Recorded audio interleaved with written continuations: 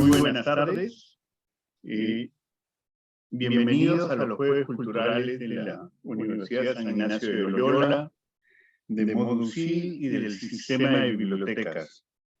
Para mí esta tarde es un gusto poder presentar a Walter Berga Giacomi. Él proviene de una familia de literatos, poetas, y él es historiador. Obtuvo su licenciatura de Historia en la Universidad Nacional Mayor de San Marcos. Tiene una maestría por la Pontificia Universidad Católica del Perú. Ha publicado investigaciones sobre cofradías en importantes revistas. Y a su vez da cátedra en la Universidad Continental, en la Universidad Científica del Sur. Ha sido profesor nuestro de esta casa de estudios en un tiempo bastante prolongado, y para nosotros es un gusto que nos visite y que nos participe de sus conocimientos. Las cofradías siempre son para nosotros algo interesante, ¿no? Nosotros estamos viendo que es octubre, mes de toros, mes del Señor de los Milagros, y ahí también hay una cofradía. Y entonces, como verán, no es un tema ahí sino que es un tema vital, presente en la cultura, ¿no? En la cultura popular, en la cultura de la academia. Y entonces, gracias, Walter, por tu generosidad en aceptar dar tus conocimientos y entusiasmarnos por estos temas que, si bien es cierto, parecen lejanos, pero que están presentes. Bienvenido, muchas gracias. Muchas gracias a ustedes. Quiero agradecer mucho a la Universidad San Ignacio de Loyola y al profesor Enrique Espinosa por haberme invitado. Yo con muchísimo gusto aquí regreso a la universidad para compartir mis últimas investigaciones y hallazgos sobre un tema que a mí me apasionó desde que estaba en el pregrado, ¿no? En el pregrado de Historia de San Marcos, ¿no? El tema de las cofradías. Como dice el profesor Espinosa, es un tema que está todavía en la actualidad, ¿no? Están estas instituciones todavía presentes en nuestra sociedad, en la sociedad limeña y peruana en general, ¿no es cierto? No más basta ver cómo en cada provincia del Perú existe un santo o una santa patrona, y en torno a ella usualmente las personas que habitan las provincias y distritos del Perú forman hermandades y cofradías, ¿no? En Lima también se encuentran presentes. Precisamente quiero hablarles hoy día acerca de las cofradías coloniales del siglo XVII. Permítanme compartir con ustedes un material que he traído. Es este. ¿Qué cosas son las cofradías, o qué fueron las cofradías durante el periodo virreinal, ¿no? Lo primero que quiero dejar en claro son algunas pequeñas premisas para que entiendan el valor del estudio de estas instituciones, ¿no? Lo primero que quiero que reflexionemos era cómo era la sociedad virreinal peruana, ¿no? Entre los siglos XVII y XVIII, ¿no? Ahora, la imagen extendida que nosotros tenemos desde los textos escolares, desde nuestra propia escuela, ¿no? Es que la sociedad colonial, tal como uno la estudia en los colegios, nos es mostrada como una sociedad muy cerrada, ¿no? Muy estamental, una sociedad de castas altamente jerarquizadas, ¿no? Una sociedad donde habían unos estamentos supuestamente muy específicos, ¿no? Una aristocracia por un lado, una plebe muy heterogénea por otro lado, ¿no? Y encima, no solamente hay esta división entre aristocracia y plebe, que también había en la sociedad europea de la Edad Moderna, sino que incluso en el Perú y en México y en los territorios hispanoamericanos también habría que tener en cuenta el elemento de las castas, ¿no? El elemento étnico-racial, que también fue un elemento de identificación, ¿no? De las personas y de los grupos, ¿no? Pero en general, la idea que uno tiene desde el colegio es ver esta sociedad colonial, esta sociedad virreinal, como una sociedad con grupos muy estancos, ¿no? Que no tenían mayor relación que el de la dominación, el de la resistencia, ¿no? El de la llamada, recuerden ustedes, por la antigua bibliografía, ¿no? La lucha de clases, etcétera, ¿no? Y por lo tanto es una sociedad en la que cada quien sabía su lugar y debía mantenerse en él, ¿no? Sin mezclarse con los otros, a no ser que sea a través de relaciones de dominación o de resistencia, como he dicho, ¿no? Sin embargo, los últimos estudios, ya no tan recientes, sino también de las últimas décadas, 20, hasta incluso yo diría 30 años, lo que muestran es una sociedad un tanto distinta a eso, ¿no? Es una sociedad más bien no solamente heterogénea, como ya sabíamos que era, sino una sociedad donde existió una relativamente fluida relación entre grupos, entre personas, ¿no? Entre grupos étnicos raciales, entre grupos sociales, ¿no? Porque la sociedad colonial desde muy temprano permitió estos mecanismos de interconexión, de interrelación, ¿no? Y por ejemplo, aquí traigo dos ejemplos, uno de ellos es el que, con el que quiero mencionar porque me parece muy pertinente, ¿no? Cómo es que desde muy temprano existieron estas, por ejemplo, matrimonios interétnicos, ¿no? Siendo uno de los más connotados y reputados el que en 1572 sostuvo precisamente el sobrino de santo San Ignacio Loyola, el capitán Martín García Loyola, con la princesa cusqueña Beatriz Ñusta, ¿no? Que terminaron casándose con el permiso del virrey Toledo, ¿no? Y siendo Beatriz Ñusta una importante princesa cusqueña, ¿no? Este matrimonio se celebró tan temprano como el siglo XVI, miren ustedes, ¿no? Y si uno piensa que nada más este tipo de relaciones, ¿no? Este tipo de uniones se hacían entre la élite por razones puramente políticas, eso no es del todo cierto, porque estudios como los de Jesús Cosamalón o de Maribel Arrelucea muestran que también entre la plebe, entre los sectores populares, no solo del Perú, sino de México y de toda Hispanoamérica, también había estas relaciones que iban más allá de lo puramente físico, ¿no? Relaciones que implicaban crear familias, por ejemplo, como ven ustedes en este cuadro de castas pintado para el Virreinato de Nueva España, o sea, de México, pero que también puede ser aplicado para el Perú fácilmente, ¿no? Ven ustedes cómo aquí se retratan las uniones interétnicas, ¿no? Y como digo, los estudios demuestran que no solamente eran relaciones de paso, ¿no? O relaciones físicas solamente, sino que eran relaciones realmente afectivas que en muchas ocasiones duraban mucho tiempo, en toda la vida en muchas ocasiones, ¿no? Y que daban frutos como estos niños y niñas producto de estas uniones interraciales, ¿no? Por ejemplo, aquí ustedes pueden ver cómo el pintor mexicano retrata esta unión entre un español y una negra que, dice ahí la leyenda, produce un mulato, ¿no? No tenemos cuadros semejantes aquí para el Virreinato del Perú, pero esto también se aplica porque los virreinatos hispanoamericanos fueron en gran parte muy similares, ¿no? Sobre todo los de México y el Perú. Entonces, en ese contexto de estas relaciones en realidad bastante fluidas, ¿no? Uno puede encontrar que existieron las cofradías, ¿no? Ahora, ¿qué cosa era una cofradía, no? Una cofradía era, y sigue siendo en realidad, una asociación laica de culto. Laica porque está compuesta por personas comunes y corrientes que no necesariamente pertenecen a la jerarquía eclesiástica, ¿no?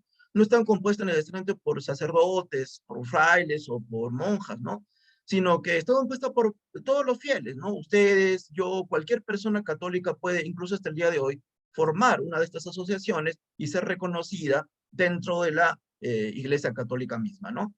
Esto ya se fundó desde el siglo XVI en el Virreinato del Perú, ¿no? Y son una de las instituciones que los españoles trajeron, porque en realidad las cofradías no son tampoco de la Edad Moderna, no son propias del siglo XVI, XVII, XVIII, sino que vienen desde la época de la Edad Media, e incluso existen estudios que retrotraen su origen desde la iglesia primitiva, ¿no? En la época de la antigua Roma, ¿no? Entonces, estas asociaciones son traídas aquí por los españoles, ¿no?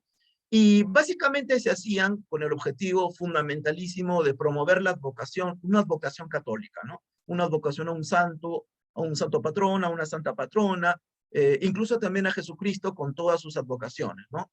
O también algún misterio, ¿no? Católico. En torno a ellos se siguen formando, como les digo, incluso hasta el día de hoy, cofradías y hermandades, ¿no?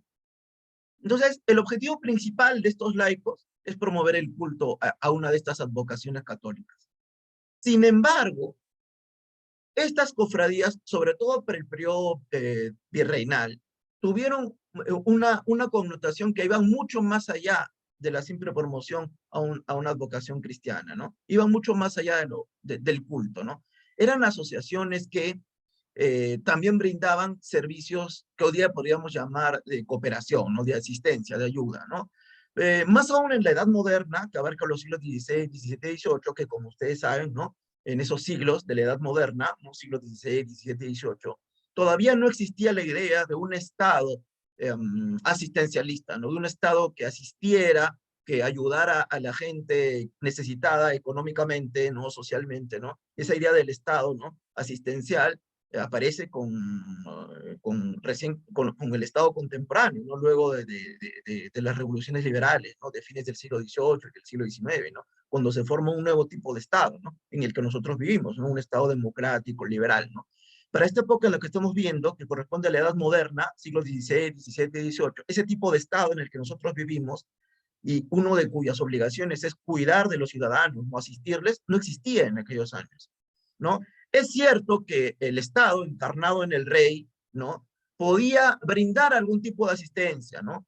Pero era más una asistencia que partía de la voluntad del rey como buen cristiano, ¿no? No en tanto jefe de Estado, sino como buen cristiano que era, que podía ayudar dando limosnas, creando algunos hospitales, ¿no? Y manteniéndolos con dineros que el rey donaba, ¿no? Pero en su calidad de buen cristiano, más que en su calidad de monarca, ¿no? Más que en su calidad de soberano, ¿no?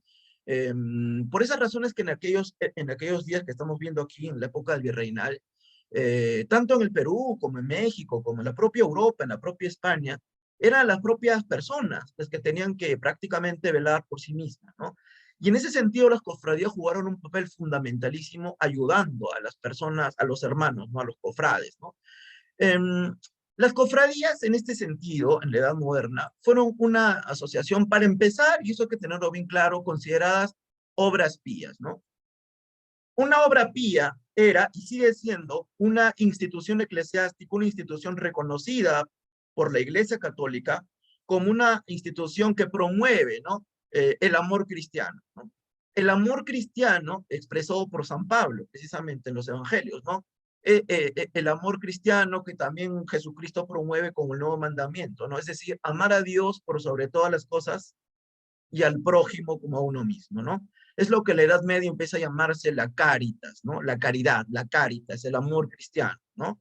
Que nosotros ahorita usamos con el nombre de caridad, aunque le damos ahorita otro sentido, ¿no? El de dar limosna, ¿no? El de asistir, pero en realidad el origen de este concepto de caritas es el de amor cristiano, ¿no? Amar al prójimo como a uno mismo, ¿no? Y ayudarle, ¿no? Como buen cristiano. Esa idea de la caritas, del amor cristiano, está presente en la Edad Moderna, ¿no? En México, en Perú, en España, ¿no? Y en ese sentido es que las obras pías eran instituciones muy importantes dentro de la Iglesia Católica y la Sociedad Hispanoamericana como instituciones que ayudaban a las personas a ser buenos cristianos, ¿no?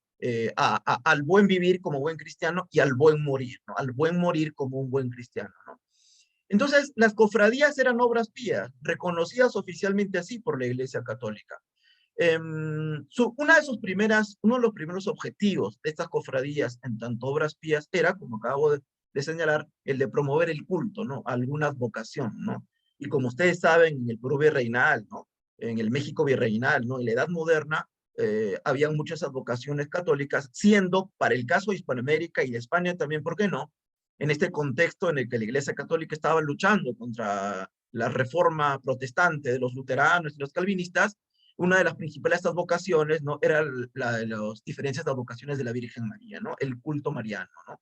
Muy importante como un elemento católico, ¿no? Que distingue, que caracteriza al catolicismo hispanoamericano en realidad, ¿no? El enorme amor que se tuvo y todavía se sigue teniendo entre los pueblos latinoamericanos por la Virgen María y sus múltiples advocaciones, ¿no?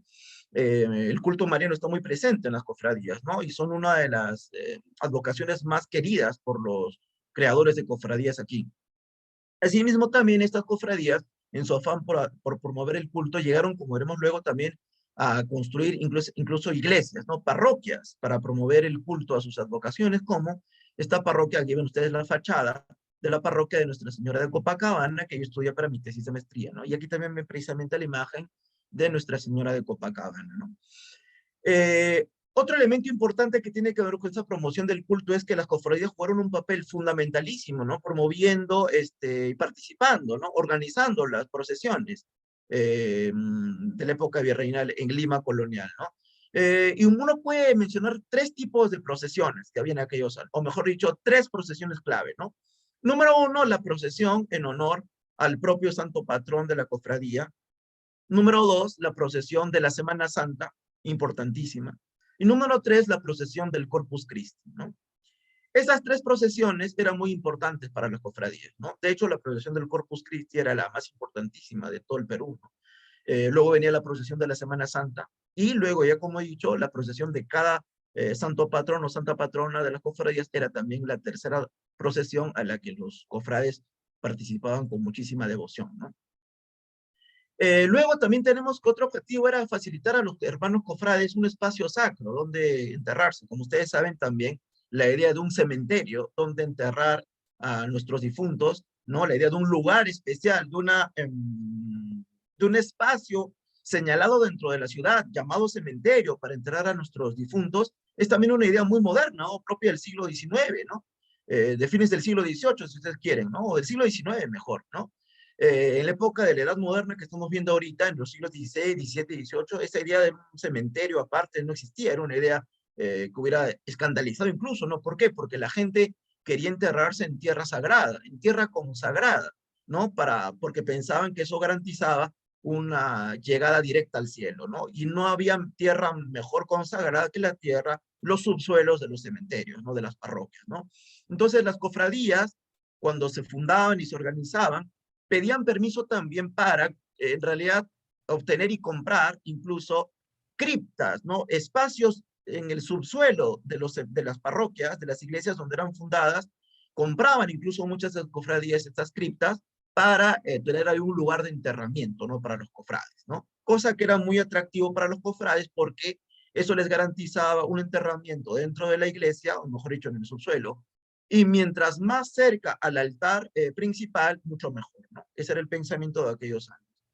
Entonces, las cofradías le ponían a disposición de sus hermanos estos espacios sacros, ¿no? Dentro de las iglesias, cosa que daba mucha tranquilidad espiritual a los cofrades, ¿no? Saber que sus cuerpos iban a descansar hasta el día del juicio final y que resuciten, ¿no? En un espacio sagrado, ¿no? Dentro de la iglesia.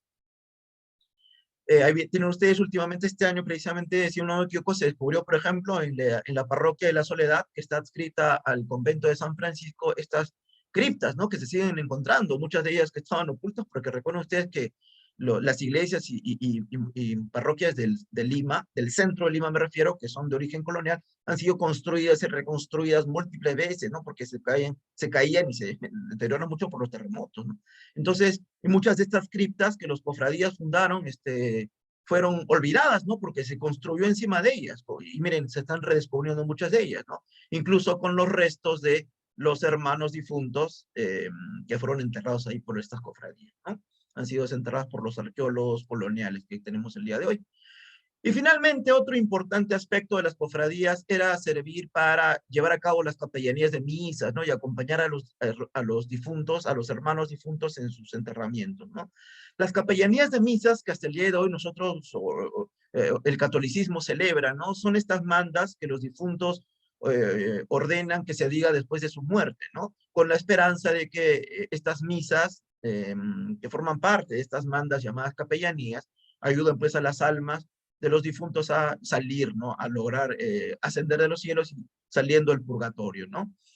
Entonces, era muy importante para los difuntos, para los hermanos cofrades, saber que su cofradía, una vez muertos ellos, se iba a encargar de cumplir con las misas que ellos habían ordenado para que sus almas, pues, salieran del purgatorio, ¿no? Era muy tranquilizador para los cofrades saber que las cofradías iban a llevar a cabo estas misas, ¿no? Estas misas de difuntos, ¿no? Ahora, y finalmente, la parte cooperativista, ¿no? De estas cofradías es lo que a mí también me llamó más la atención, ¿no? Y de hecho mis estudios, más que por el lado del lado del culto de las cofradías, van por el lado social, ¿no? Por el lado de cómo las cofradías atraen a la gente porque servían para dar este tipo de asistencias, ¿no? En el periodo del Perú colonial, ¿no?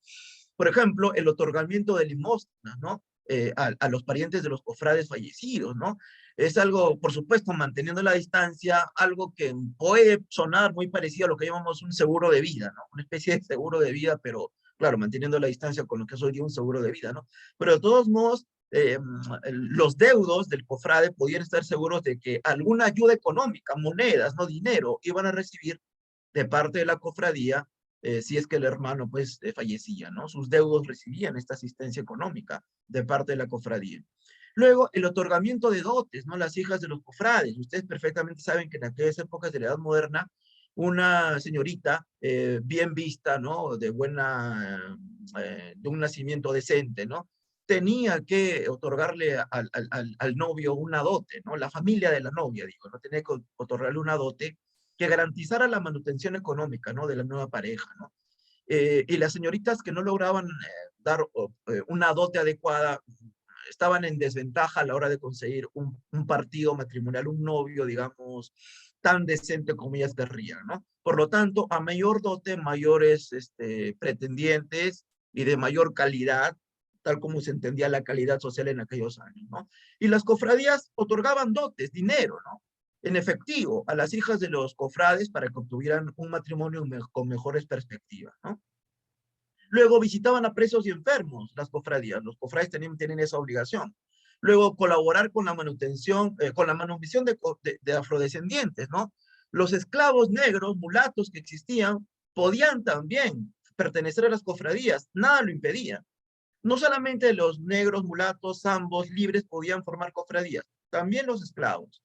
Y muchos esclavos formaron parte de las cofradías y los hermanos de su cofradía contribuían con dinero, con limosnas, muchas veces para ayudar a algún hermano connotado a comprar su libertad. Como ustedes saben, en este periodo del Perú colonial, la esclavitud era, por supuesto, como en todas las épocas de la historia, algo horrible, pero habían escapatorias a la esclavitud, ¿no? Contempladas por la legislación colonial. Una de ellas es que los esclavos podían comprar su libertad, podían manumitirse, ¿no? Y los amos no podían negarse a recibir el dinero de manos de los esclavos para otorgarles su manumisión, su libertad. Eso estaba estipulado por la legislación colonial. Los esclavos podían comprar su libertad y los amos no podían oponerse a ello, ¿no? Y los cofradías ayudaban a los cofrades esclavos, afrodescendientes, a ahorrar el dinerito, a completar el ahorro, ¿no? Para autocomprarse, ¿no? O para comprar a la esposa del esclavo, del liberto, a la esposa que seguía siendo esclava, o sus hijos. Porque recuerden que la esclavitud se heredaba por el vientre, ¿no? Los hijos de la esclava eran esclavos, ¿no? El marido podía ser libre, porque nadie impedía que un afrodescendiente libre se casara con una esclava, ¿no? Nada lo impedía. El problema es que sus hijos iban a nacer esclavos, ¿no? La cofradía les ayudaba a manumitir a sus hijos en muchas ocasiones. También ayudaban a la manutención de hospitales, de beaterios, como veremos ahora, ¿no? Y participaban activamente en la construcción de edificios religiosos, como monasterios, templos, incluso construyendo los altares para los santos patrones, que ustedes conocen, porque ustedes han visitado los templos que hay en el centro de Lima, han visto que tienes un altar mayor, ¿no? En la nave central de la iglesia, y en los costados, ustedes habrán visto esos altares, que pertenecen a santos y santas patrones, ¿no? Que muchos de ellos fueron construidos, mandados a hacer esos altares por cofradías, precisamente, ¿no? Y una cosa que me llamó la atención cuando esto precisamente es esto, ¿no? Yo estudié especialmente las cofradías de indígenas, que más me llamaron la atención. Y la que más me llamó la atención fue la cofradía de Nuestra Señora de Copacabana, ¿no? Bueno, aquí tenemos el hospital, antes de pasar a lo de Copacabana, el hospital de Santa Ana. Ustedes saben que también en la época de la Edad Moderna no existía la idea de un hospital tal como lo conocemos ahora, ¿no? Un hospital mantenido por el Estado, por ejemplo, no, no. En estas épocas que estamos viendo, la asistencia a los enfermos era algo que estaba en manos de la iglesia, básicamente, ¿no? Y los hospitales, como los conocemos, no existían, ¿no? Lo que ocurría que las iglesias, como esta parroquia de Santa Ana, eran acondicionadas también como hospitales, ¿no? En este caso, en la parroquia de Santa Ana había sido acondicionada como el primer hospital para indígenas, ¿no? Y la cofradía de Nuestra Señora de Santa Ana, porque se formó una cofradía de indígenas en esa parroquia, una cofradía de indígenas ayudaba, ¿no? Con sus limosnas a mantener tanto a la iglesia, a la parroquia, como al propio hospital, ¿no? Y como les decía, aquí está, ¿no? Lo de la parroquia de Copacabana, fundada por indígenas, precisamente, ¿no? Estos indígenas de Copacabana eran indígenas pescadores, porque recuerden ustedes que en aquellos años, y hasta hace algunas décadas, en el río Rímac, se podía pescar, incluso hasta se podían recolectar camarones, ¿no? Entonces, en la época colonial, en el río Rímac, adyacente al Palacio de Gobierno, por ejemplo, o al antiguo Palacio del Virrey, se podían pescar y se podían también capturar camarones, ¿no? Y por lo tanto habían también indígenas pescadores de río. Estos indígenas de condición inicialmente pobre, fundaron esta cofradía de Nuestra Señora de Copacabana y tuvo tanto éxito porque esta imagen milagrosísima de Nuestra Señora de Copacabana, a fines del siglo XVII, perdón, del siglo XVI, a fines del siglo XVI, hizo un famoso milagro, ¿no? Comenzó a sudar, o mejor dicho, a llorar, ¿no? Es una de estas famosas vírgenes que lloran, que ya pues se ve desde fines del siglo XVI. Esta virgen lloró. Algunas crónicas dicen que sudó, ¿no es cierto? O sea, botó una humedad, ¿no? De su cabeza, ¿no? Brotó esta humedad. Las personas que presenciaron esto se quedaron asombradas, tanto indígenas como españoles, incluso hasta personas de la aristocracia limeña, se asombraron cuando se corrió la voz de este milagro, porque la humedad que fue recogida en algodones, que vertió la imagen de su rostro, algunas personas recogieron esta humedad en algodones y según dicen los comentarios, porque esto fue historizado por los cronistas de la época, muchas personas se curaron de males terribles que padecían cuando entraron en contacto con la humedad de estos algodones, ¿no? Humedecidos por el sudor de la Virgen de Copacabana, ¿no? Incluso hasta niños que llegaron a ver, porque se les pasó el algodón con el sudor de la Virgen por los ojos y llegaron a ver. Y entonces esta Virgen de los indígenas, ¿no? Adquirió por eso un enorme prestigio, enormísimo, ¿no? Y se fundó una cofradía en su honor, una cofradía fundada por los indígenas, pero que tuvo tanto éxito, esta gente de la aristocracia limeña, nombres connotados como el propio Santo Toribio Mogrovejo, ¿no? Y su prima, una famosa aristócrata limeña, fueron uno de los primeros que solicitaron su inscripción como hermanos de esta cofradía de indígenas, ¿no? Y esta cofradía adquirió tanto prestigio ya a lo largo del siglo XVII que estos indígenas, que inicialmente fueron pues pobres, ¿no? Pescadores de río, también se les fue adicionando indígenas connotados, ¿no? Curacas, o sea, caciques, que vivían en Lima, ¿no? Ustedes saben que tenemos en Lima, desde muy temprano del siglo XVI, fue muy atractivo para curacas, o sea, para nobles indígenas que habitaban en la costa del Perú, ¿no?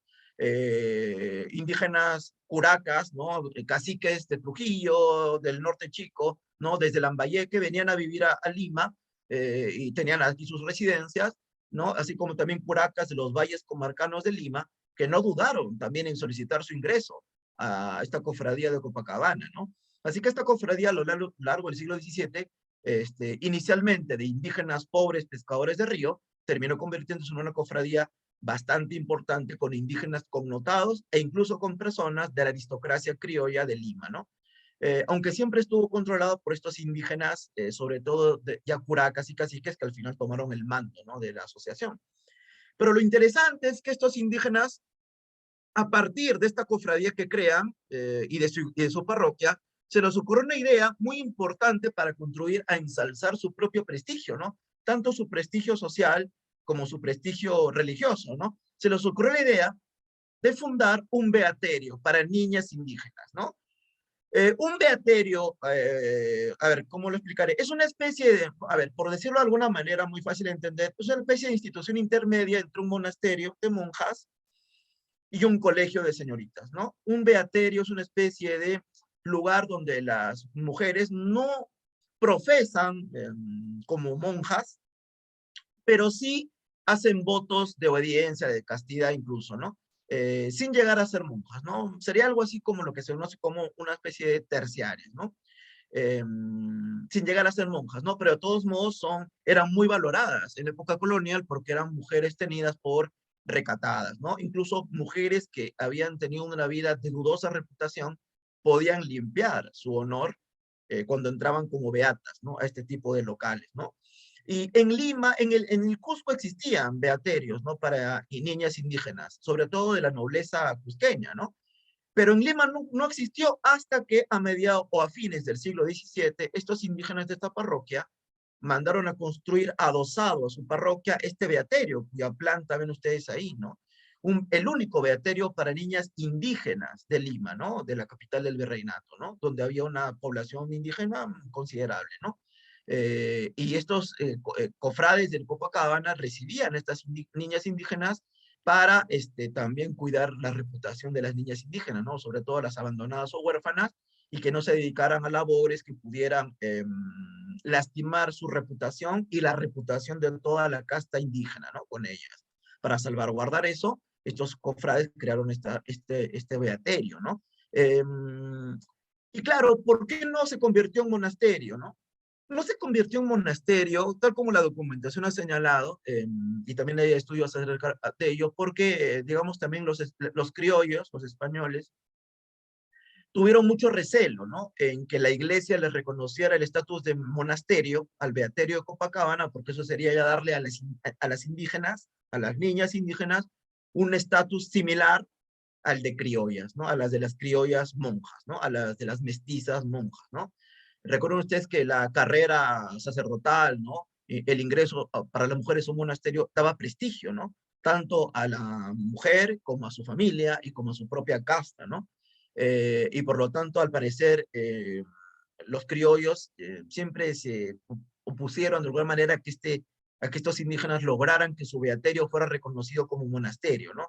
Aunque si ustedes ven la documentación colonial que ellos crearon, ellos siempre se refieren a su beaterio como monasterio, ¿no? De niñas indígenas, dicen, ¿no? Para darle más estatus, ¿no? A su institución, ¿no? Pero oficialmente no fueron reconocidas como monasterio, sino como beaterio, ¿no? Pero de todos modos, estaba ahí, ¿no es cierto? Y mantenido con el dinero de estos indígenas, de la élite, pero también del pueblo, porque siempre también siguieron teniendo hermanos dentro de indígenas de la plebe, ¿no? Y les daba mucho orgullo a ellos, ¿no? Y todo eso, el día de hoy, que usted puede ver, mire la imagen, el día de hoy ese beaterio ha sido convertido modernamente en un colegio, ¿no? Las monjas, creo que ahora, me parece que ahora actualmente sí ya es un monasterio reconocido por la iglesia el día de hoy. Las monjas que habitan ahí han construido ese beaterio, en ese lugar, un colegio, ¿no? Un colegio para niños de la zona, ¿no? Sobre todo de sectores populares, y les dan educación gratuita, ¿no? Lo que antes fue el beaterio, ¿no? Perdona, Walter, es en el RIMAC, ¿no? Exacto, está en el RIMA, así es, profesor, está en el RIMA, todavía ustedes pueden visitar, recientemente ha sido refaccionada su fachada, desgraciadamente el beaterio, profesor, está muy, muy lastimado porque fue hecho con el material pues de aquellos años, ¿no? Adobe, carrizo, ¿no? Pero bueno, al menos por fortuna las monjas lograron que su fachada fuera recientemente refaccionada y también la imagen, ¿no? Es una muy hermosa imagen la que tienen, la de la Virgen de Copacabana, ¿no? Ha sido refaccionada, ¿no? Desgraciadamente el beaterio mismo, ¿no? Es un monumento histórico muy importante, ¿no? Finalmente, lo que quería aclarar o comentar con ustedes ya para, digamos, dejar en claro la importancia que las cofradías tuvieron, ¿no? Como les dije, yo estudié principalmente las cofradías indígenas, y en la Lima colonial, cuyo mapa pueden ver ustedes ahí, en la Lima colonial hubo básicamente tres grandes zonas con presencia indígena, ¿no? La zona del Rímac, en efecto, que era llamado en aquellos años, recuerden, bajo el puente, se le llamaban esa zona, abajo el puente, ¿no? Hoy ya le llamamos, es parte del distrito del Rímac. Y también estaba el centro de Lima, donde está la Plaza de Armas, ahí también había una gran cantidad de presencia de indígenas. Y Barrios Altos, usted ve el número 2, es hoy día parte de lo que hoy es Barrios Altos, y que en aquellos años era la reducción de indígenas de Santiago del Cercado, ¿no? En esos lugares los indígenas fundaron decenas de cofradías, ¿no? Decenas. Y miren ustedes, estas cifras finalmente quiero compartir con ustedes, miren cómo a inicios del siglo XVI, perdón, XVII, a inicios del siglo XVII, la población de Lima no era mucha, eran nada más 22.900, 23.000 personas, redondeando en total, ¿no? Y miren, los indígenas eran el 9%, los blancos eran el 42%, los afrodescendientes el 48%, y sin embargo miren la cantidad de cofradías que esa gente fundó, ¿no? Miren los indígenas, a pesar que eran nada más el 9%, ¿no? Fundaron el 31% de cofradías que yo he logrado en la documentación contabilizar, ¿no? Yo contabilicé un total, como ven ustedes ahí, de 26 cofradías para fines del siglo XVI y comienzos del XVII, y de ellas, miren ustedes, 8 fueron fundadas por indígenas, 10 por afrodescendientes, 8 por españoles, pero miren, un siglo después, a lo largo de todo el siglo XVII, estas cofradías, por todas las características que he dicho que eran muy atractivas, tuvieron tanto éxito que miren ustedes, para ya fines del siglo XVII y comienzos del siglo XVIII, ¿no? La población de Lima había crecido un poquito más, ¿no? En 35.000, redondeando la cifra. Pero miren ustedes, ¿no? Ya para fines del siglo XVII y comienzos del siglo XVIII, ustedes tienen que de las 101 cofradías que yo he logrado contabilizar en la documentación colonial, ¿no? Los indígenas habían fundado 21, los afrodescendientes 45, ¿no? Y los españoles 31, ¿no? Miren ustedes la enorme cifra que los llamados, o las llamadas castas de indígenas y afrodescendientes habían fundado, ¿no? 21 los indígenas, 45 los afrodescendientes, y eso puede ser un indicativo del tremendo éxito que esta institución tuvo entre esos sectores sociales que eran llamados en aquellos años los nuevos cristianos, ¿no? Los cristianos nuevos, ¿no? Por eso es que también estas cofradías han sido estudiadas como un mecanismo que la iglesia usó muy exitosamente para evangelizar, ¿no? Para evangelizar a indígenas y también a negros que eran traídos al Perú esclavizados, ¿no? Al parecer, estas cofradías también sirvieron, en efecto, ¿no? Como, o pueden ser vistos como un caso exitoso de cómo los indígenas y afrodescendientes, al menos de la ciudad de Lima, se plegaron al catolicismo, ¿no? Aunque en realidad decir eso a veces es un poco difícil porque es difícil para el historiador mismo saber lo que hay en el corazón de uno, ¿no? Si realmente eran cristianos o no fervientes, pero en todo caso, la evidencia que vemos, indubitable, que está en la documentación, es que indígenas y negros en el siglo XVII fundaron, miren, la cantidad enorme de cofradías, ¿no? De todas las existencias en el Lima colonial, ¿no? Entonces, se trata entonces, y para terminar ya, de una institución tremendamente exitosa que contribuyó a que las personas de las diferentes castas que había en Lima se relacionaran entre sí, pero también que se relacionaran con gente de otras castas. Porque como acabo de señalar con el ejemplo de la cofradía de Copacabana, pero no es el único, sino en todas ellas, en todas las advocaciones los cofrades eran multiétnicos. Es cierto que los fundadores pertenecían a alguna casta específica. Por ejemplo, la cofradía de la Veracruz, en Santo Domingo, ¿no? Estaba fundada por aristócratas criollos, ¿no? Es cierto que habían incluso cofradías lideradas por personas extranjeras que se habían asentado en Lima. Por ejemplo, la cofradía de San Antonio de Padua, en San Francisco, estaba dirigida por portugueses, ¿no? Comerciantes portugueses que también había en Lima. Recuerden que durante un tiempo, entre fines del 16 y comienzos del 17, el imperio español y el imperio portugués se fusionaron, ¿no? En un solo imperio, ¿no? Con un solo rey, ¿no? Y por lo tanto se permitió en esos años que comerciantes portugueses vinieran, ¿no? Vinieron migrantes portugueses que crearon su cofradía, ¿no? Al santo patrón portugués, San Antonio de Padua, ¿no? Y es cierto también que vinieron vascos también, comerciantes vascos, pasaron a Lima y fundaron la cofradía de Nuestra Señora de Aranzas, uno que si no me equivoco se encuentra en San Agustín, ¿no? En el convento de San Agustín. Es cierto que era liderado por estas personas, pero las cofradías en realidad tuvieron dos niveles, ¿no? El nivel dirigencial, que eran llamados los hermanos 24, que eran los directores, y más abajo está el nivel de los hermanos cofrades simples. Es cierto que las cofradías al nivel de los hermanos 24 eran exclusivas y cerradas, pero a nivel de los cofrades, del nivel inferior de los cofrades simples, cualquiera podía pertenecer a las cofradías, cualquiera, indígenas, negros, mestizos, criollos, todos podían pertenecer a cualquier cofradía a nivel de los hermanos cofrades simples, ¿no? A nivel de la dirigencia sí era difícil que entraran gente de otras castas, ¿no? Pero a nivel de los hermanos cofrades podían entrar. Y por lo tanto ahí ellos se encontraban el día de la celebración del Santo Patrón, se encontraban en las procesiones, ¿no? Y eso sirvió para que, no voy a decir que se integrara a la sociedad, porque eso sería demasiado. Sería ir demasiado lejos decir que las cofradías integraron, ¿no? Armónicamente a estas personas, pero al menos fueron un vehículo las cofradías de interrelación, de interconexión entre estas castas, ¿no? Entre estas personas, ¿no? Que antiguamente pensábamos que vivían sus propias vidas separadas y conflictivamente, ¿no? Las cofradías fueron más bien un vehículo de todo lo contrario, ¿no? De una relación donde estas personas podían encontrarse con un objetivo común, ¿no? El de rendir culto a un santo patrón, ¿no? Es por eso que estas asociaciones a mí, por ejemplo, tal vez con un poco de esfuerzo me hacen recordar, por ejemplo, un club de fútbol deportivo actualmente, ¿no? Visto desde su perspectiva social, digo, ¿no? Desde el ámbito puramente social, ¿no? Usted puede ver, por ejemplo, en un club deportivo, como en una barra, ¿no? En una tribuna del estadio puedes encontrar a chicos y chicas, ¿no? De sectores populares, de clase media, y también, ¿por qué no? De la élite, ¿no? aunque también hay palcos exclusivos también para ellos tal vez, pero en una barra uno también puede encontrar a gente de toda condición social, ¿no? Interactuando, ¿no? Con un solo objetivo, ¿no? Hinchar por su equipo de fútbol, ¿no? Y eso es una interrelación social muy fascinante de ver, ¿no? Salvando las distancias, una cofradía puede ser vista más o menos como algo parecido, ¿no? A nivel de la base, ¿no? Un espacio donde estas personas podían ir e interactuar con gente de otras condiciones racial, étnica, social, aunque sea por un breve momento, ¿no? Aunque sea el día en que se celebraba la fiesta del Santo Patrón, ¿no? Eso es lo que quería compartir con ustedes. Les agradezco por escucharme. Gracias. Muchas gracias, Walter. Los animo a que hagan sus preguntas a viva voz o que las hagan en el chat. No tengo ningún problema de leer las preguntas.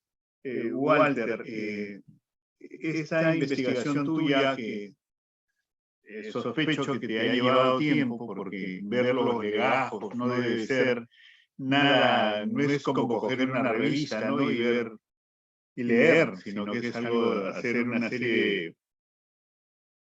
de análisis, de discriminar, etcétera, etcétera. Esto que tú has encontrado, esta manifestación religiosa, esta parte social que te entusiasma, ¿no crees que ha formado un poco la personalidad de los limeños? Es decir, yo ahora me emociono, yo he vivido en el centro de Lima, felizmente, y a mí me emociona mucho el Señor de los Milagros, ¿no? En lo personal. Por supuesto. Entonces yo creo que esas personas también se emocionarían, ¿no? Irían a la manifestación, el día de su santo patrón, ¿no? Harían sacrificios, ¿no? Incluso ayunos, ¿no? Para congraciarse con el santo, y obras de limosna, ¿no? Es decir, parte de su salario, parte de su economía, donarla para los más pobres, ¿no? Para Así es. poder alcanzar un poco, ser digno de estar en esta cofradía o en el camino a ser buen cristiano. ¿No crees que hasta ahora esto se mantiene, lógicamente guardando la distancia, ¿no? Porque ya no veo tan teñido, pongamos, antes sí se teñía la gente con los hábitos, ¿no? Es decir, yo caminaba por Lima y las señoras iban con hábitos, los jóvenes iban con una especie de corbatas, ¿no? Yo estuve en Guadalupe, los que eran, ¿no? Se ponían una corbatita morada. Yo también me lo he puesto en algún momento. Pero eso ya se perdió, ¿no? Eso ya es esas manifestaciones de hábitos, ya no están presentes. Pero lo que sí creo que está presente es el compromiso de visitar al santo y de pedirle por aquello que nos falta, o sea, por salud, trabajo, ayuda a un pariente que está mal, ¿no? Esa es mi pregunta, que todavía ha quedado en el espíritu, en la impronta nacional, digamos, que por más que han crecido, ¿no? las otras grupos religiosos o grupos de otras confesiones, creo que eso no ha sido extirpado. Y acá termino. Exactamente, profesor. Y yo estoy de acuerdo con usted. Es cierto que en una sociedad como la que vivimos, en realidad en todo el mundo, ¿no? En el siglo XXI, una sociedad cada vez más secularizada, el pensamiento, digamos, religioso, ¿no? La vida después de esta vida, ¿no? El obtener el confort en un ser todopoderoso, bondadoso, ¿no? Lleno de amor, de redención, ¿no? Como es Dios o los santos y santas, parece estar perdiéndose, ¿no? En el siglo XXI en el que nosotros vivimos. Sin embargo, como usted también lo dice, y lo podemos ver ahora mismo en estas fechas, el fervor religioso es algo que se mantiene, ¿no? Y eso es algo muy, muy lógico, porque pues el ser humano no es solo materia, ¿no? El ser humano es también algo más, ¿no? Algo que necesita también un confort que vaya más allá de lo simplemente material. Y en aquellos años del siglo XVI, XVII, XVIII, las personas, igual que ahora, eran personas que amaban, que sufrían, que odiaban, que querían, y que también tenían angustia por su día a día, ¿no? Eran personas que también se angustiaban con un pariente enfermo, que también sufrían de pobreza, que también sufrían de tener parientes encarcelados, ¿no? De tener parientes, o ellos mismos sufrir de enfermedades de carencias económicas, ¿no? Y instituciones como las cofradías y la misma existencia de las advocaciones daba a esas personas confort, ¿no? Sobre todo a las personas pues que tenían este don cristiano, ¿no? Que es el de la fe, ¿no? Eh, y este fervor religioso continúa hasta el día de hoy, ¿no? Lo podemos ver en la procesión del Señor de los Milagros, ¿no? Y como usted puede ver, esta presencia de la religiosidad, del culto, del fervor, sigue siendo tan poderoso que incluso trasciende lo meramente espiritual, ¿no? Incluso tiene también ribetes sociales, cuando vemos cómo en la procesión del Señor de los Milagros se mezcla gente de la élite, de clase media, de sectores populares, ¿no? Uno lo ve cuando está en la procesión, sino también incluso hasta alcanza pues ribetes políticos, ¿no? Vemos cómo usualmente y tradicionalmente la sagrada imagen del Señor de los Milagros llega hasta visitar a las autoridades políticas, ¿no? Y vemos cómo estas autoridades salen a saludar, ¿no? Al Señor de los Milagros, ¿no? Eh, Seguramente porque tienen fe, pero también, digamos, porque es una forma de congraciarse, ¿no? Con el pueblo peruano, que sigue siendo profundamente cristiano, ¿no? De tal manera que no saludar a la sagrada imagen del Señor de los Milagros puede ser percibida, y de hecho lo sería como un desaire, ¿no? A la tradición, al ser católico tan profundo que todavía tiene la mayoría del pueblo peruano, ¿no? Y las cofradías en el siglo XVII, XVIII, XVI tenían también ese cariz, ¿no? También servían para hacer incluso manifestaciones políticas, profesor. Como acabo de señalar, y usted lo sabrá, por ejemplo, la procesión del Corpus Christi, ¿no? Que era la principalísima, la más importante, ¿no? Era también un momento en que del lucimiento político de las autoridades, ¿no? Porque en la procesión del Corpus Christi, donde estas cofradías tenían la obligación de participar, mientras más cerca se estuviera del corpus, ¿no? Más prestigio social uno tenía, ¿no? Y uno ve, profesor, en la documentación algo muy fascinante, cómo existen cada cierto tiempo en el tribunal eclesiástico, estas cofradías entablan litigios por ocupar los lugares más preeminentes en la procesión del Corpus o de la Semana Santa, ¿no? Peleándose con otras cofradías, ¿no? Por ejemplo, yo estudié el caso de cofradías afrodescendientes, donde una cofradía de mulatos, o sea, de negros, hijos de español y de negra, ¿no? Los mulatos, se peleaban contra una cofradía de negros, ¿no? Diciendo que ellos, por ser mulatos, debían tener un reconocimiento, su prestigio mayor, y debían, por lo tanto, ir delante de ellos en la procesión del Corpus Christi, ¿no? Por su prestigio étnico-racial, ¿no? Eh, Digamos que algo similar uno puede percibir ahora, aunque el fervor religioso del culto es algo que no se puede soslayar, ¿no? Sin embargo, profesor, yo diría que también, aunque en efecto estoy de acuerdo en que el fervor, el culto, la manera de ser del cristiano católico limeño, en gran parte todavía tiene estas herencias, que a veces la gente no es consciente de ellas, también no se puede negar que también está influenciada, ¿no? Por el culto que trajeron los migrantes, ¿no? Que llegaron a Lima, recuerden ustedes, en las grandes migraciones de la segunda mitad del siglo XX, ¿no? Trajeron también su propio sentido del culto popular, que se llama, ¿no? Y crearon también sus propias íconos, ¿no? Sus propios, trajeron también sus propios cultos, su propia manera, mejor dicho, ¿no? De sentir el catolicismo, ¿no? Y crearon sus propios héroes, ¿no? Y heroínas católicas, ¿no? Algunos de ellos se plegaron, en efecto, a los cultos tradicionales, como al del Señor de los Milagros, al de Santa Rosa de Lima, ¿no? Al de San Martín de Porres. Pero también fueron creando otros iconos importantes, como el de Sarita Colonia, por ejemplo, ¿no es cierto? Que todavía no tiene el estatus de santa, pero en muchos sectores populares tiene también un gran arraigo el día de hoy, ¿no? Pero sin lugar a dudas, ¿no? Que los santos y la devoción que hemos heredado de la época colonial sigue estando todavía muy fuerte, diría yo, ¿no? Todavía muy potente, ¿no? Y está peleando contra esta sociedad secularizada en la que vivimos el día de hoy, ¿no? Pero yo creo que todavía está presente y sin duda forma parte del ser limeño, ¿no? Las gracias. Nosotros queremos darte las gracias, Walter. En verdad nos has presentado un fresco de esa religiosidad virreinal, que la intuíamos, ¿no? Porque la intuimos cuando vemos las iglesias tan fastuosas, ¿no? Con tanto pan de oro, ¿no? Con el barroco,